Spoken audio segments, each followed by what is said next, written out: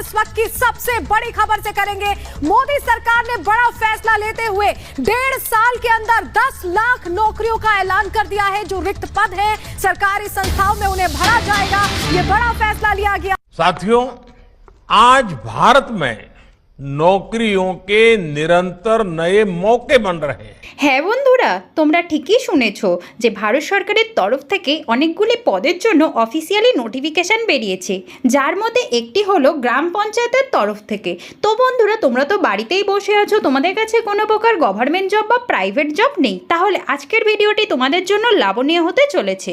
কারণ ভারত সরকারের তরফ থেকে একদম নতুন নোটিফিকেশন বেরিয়েছে যে 11,000-এরও বেশি পদের জন্য গ্রাম পঞ্চায়েতে কর্মী নিয়োগ করা হবে। তাতে ভারতের যে কোনো রাজ্য, যে কোনো জেলা থেকেই তোমরা আবেদন করতে পারবে। কোনো প্রকার এক্সাম হবে না, সরাসরি তোমাদের নিয়োগ করা হবে। তো বন্ধুরা, তোমরা যদি চাও এখানে ফর্ম ফিল আপ করতে, তাহলে অবশ্যই ফর্ম ফিল আপ করতে পারো। তো তোমরা কিভাবে ফর্ম ফিল আপ করবে, তাতে পদ কতগুলি রয়েছে, যোগ্যতা কত রয়েছে, কারা কারা আবেদন করতে পারবে, স্যালারি কত রয়েছে, শেষ তারিখ কবে, এখানকার ওয়েবসাইট কি রয়েছে, সিলেকশন প্রসেস কি কি রয়েছে, প্রয়োজনীয় ডকুমেন্টস কি কি রাখছে, এসব সম্বন্ধে এ টু জেড তথ্য এই ভিডিওর মাধ্যমে প্রোভাইড করব। তাহলে চলো সোজা নোটিফিকেশনে চলে যাই। আর তোমাদের ভিডিওটি শুরু থেকে শেষ পর্যন্ত দেখতে হবে, কারণ আমি ভিডিও শেষে এই আবেদনের লিঙ্কটি দিয়ে দেবো, যেখানে গিয়ে খুব সহজেই তোমরা আবেদন করতে পারবে এবং তোমাদের যা যা তথ্য জানার সেখান থেকে জানতে পারবে। আর যারা আমার চ্যানেলটিকে এখনো পর্যন্ত সাবস্ক্রাইব করনি, তারা অবশ্যই আমার চ্যানেলটিকে সাবস্ক্রাইব করে একটি লাইক করে দেবে, যাতে এরকম নতুন নতুন ভিডিও আমি সবার প্রথমে নিয়ে আসতে পারি। তাহলে চলো সোজা নোটিফিকেশনে চলে যাই। তো আমরা অফিসিয়ালি নোটিফিকেশনে চলে এসেছি। তোমরা দেখতে পাচ্ছ গ্রাম পঞ্চায়েত নিয়োগ 2026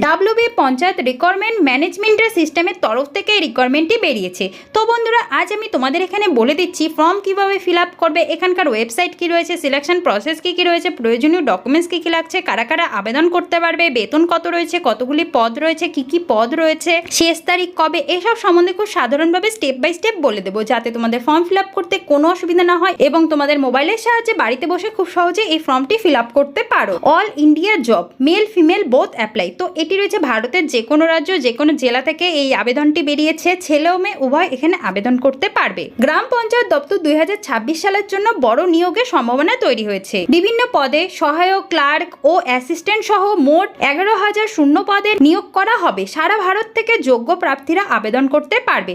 তো এখানে মোট পদ সংখ্যা রয়েছে 11,000টি, যেখানে তোমাদের সহায়ক, ক্লার্ক, অ্যাসিস্ট্যান্ট সহ অনেকগুলি পদের জন্যই তোমাদের নিয়োগ করা হচ্ছে। মহিলা পুরুষ উভয় প্রার্থী আবেদন করতে পারবে। এখানে নতুন ও অভিজ্ঞ দুই ধরনের প্রার্থীদের জন্য এটি একটি ভালো সরকারি চাকরির সুযোগ রয়েছে।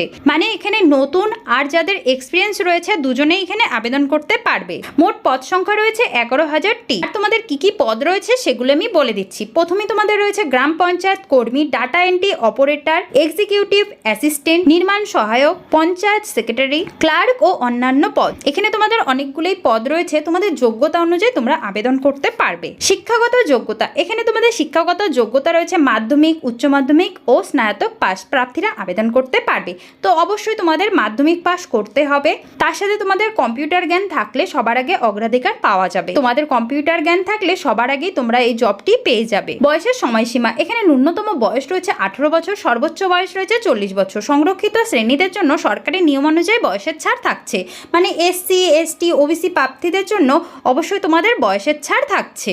মাসিক বেতন, এখানে তোমাদের প্রায় মাসিক বেতন রয়েছে 25,000 টাকা থেকে 40,000 টাকা পর্যন্ত এখানে বেতন রয়েছে। পদ অনুযায়ী তোমাদের অবশ্যই বেতন ভিন্ন হবে। তার সাথে তোমাদের DA, HRA ও অন্যান্য সরকারি ভাতা অবশ্যই তোমরা পেয়ে যাবে। আবেদনের এলাকা, অল ইন্ডিয়া এলিজিবল, মানে ভারতের যে কোনো রাজ্য, যে কোনো জেলা থেকে এখানে আবেদন করা যাবে। মহিলা পুরুষ উভয় প্রার্থী আবেদন করতে পারবে। ছেলে ও মেয়ে উভয় আবেদন করতে পারবে। এখানে ফ্রেশারদের জন্য আবেদন যোগ্য।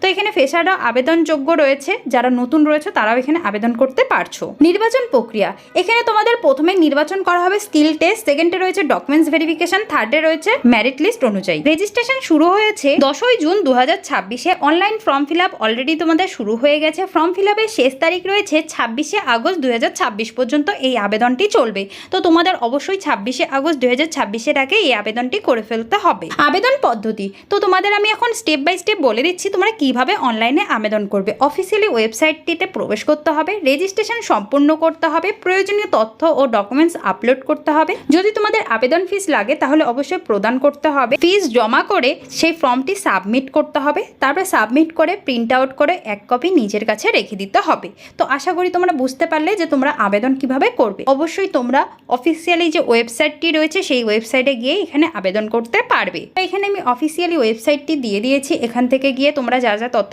জানতে পারবে, প্লাস তোমরা আবেদনও করতে পারবে। প্রয়োজনীয় ডকুমেন্টস, তো তোমাদের এখানে প্রয়োজনীয় ডকুমেন্টস হিসেবে লাগছে শিক্ষাগত যোগ্যতার সার্টিফিকেট, আধার কার্ড, পরিচয়পত্র যা যা রয়েছে, যেমন ভোটার কার্ড, প্যান কার্ড অবশ্যই লাগছে, পাসপোর্ট সাইজের ছবি, নিজের স্বাক্ষর ও কাস্ট সার্টিফিকেট যদি প্রযোজ্য হয়, যেমন SC ST OBC প্রার্থীদের জন্য অবশ্যই প্রযোজ্য রয়েছে। সরকারি চাকরির প্রার্থীদের জন্য এটি একটি দুর্দান্ত সুযোগ, তাই দেরি না করে অফিসিয়ালি ওয়েবসাইটটি প্রকাশ হলেই দ্রুত আবেদন করো। অবশ্যই তোমাদের অফিসিয়ালি ওয়েবসাইট প্রকাশ হয়ে গেছে, তো গিয়ে আবেদনটি করে ফেলো, তোমাদের জন্য এটি একটি দারুণ সুযোগ রয়েছে। এটি নিজস্ব জেলার মধ্যে কাজটি হয়ে যাবে। তো বন্ধুরা, আমি আশা করি তোমাদের বোঝাতে পারলাম এখানে কিভাবে ফর্ম ফিল আপ করতে হবে, এখানকার ওয়েবসাইট কি রয়েছে, সিলেকশন প্রসেস কি রয়েছে, কারা কারা আবেদন করতে পারবে, কোথা থেকে আবেদন করা যাবে। আর তোমরা যখন আবেদন করতে যাবে অবশ্যই তোমাদের জেলা বা রাজ্য সিলেক্ট করে তারপরেই তোমরা আবেদনটি করবে, কারণ অনেক অনেক রাজ্যে আছে যে এখনো পর্যন্ত আবেদন শুরু হয়নি, তো তার জন্যই তোমাদের রাজ্য অবশ্যই সিলেক্ট করতে হবে। তো বন্ধুরা, আজকের ভিডিওটি এটুকুই থাকলো, আবার একটি নতুন নোটিফিকেশন নিয়ে তোমাদের সামনে চলে আসবো। ততক্ষণের জন্য জয় হিন্দ, বন্দে মাতরম।